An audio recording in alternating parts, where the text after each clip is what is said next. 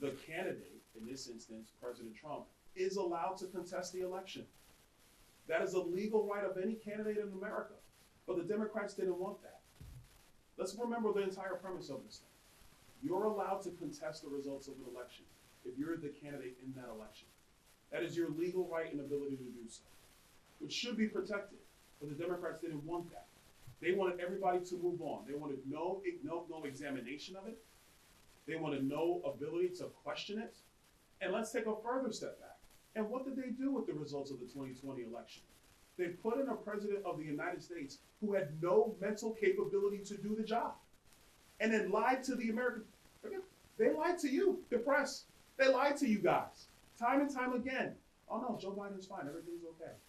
You didn't see the man for 6 months, 8 months, 10 months. He wasn't holding cabinet meetings. He would come out, have 3 cards, and when he was done, they would usher him back off stage.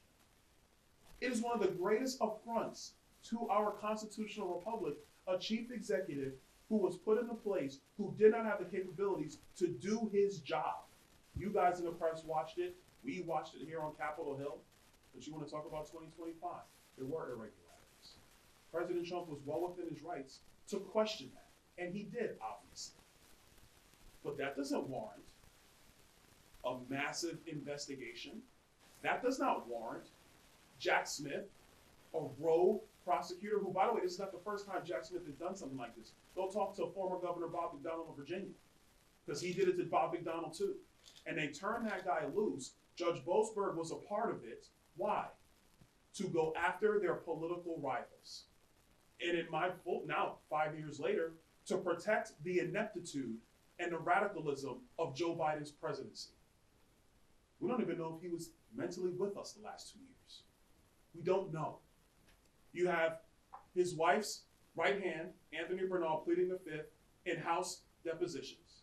You have his doctor pleading the fifth in House depositions. I was present for both of those.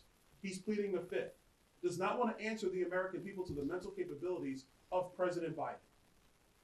But when this issue comes up about the weaponization, which did occur of the Department of Justice, going after their political rivals for the purposes of trying to win elections and maintain power, that's your story.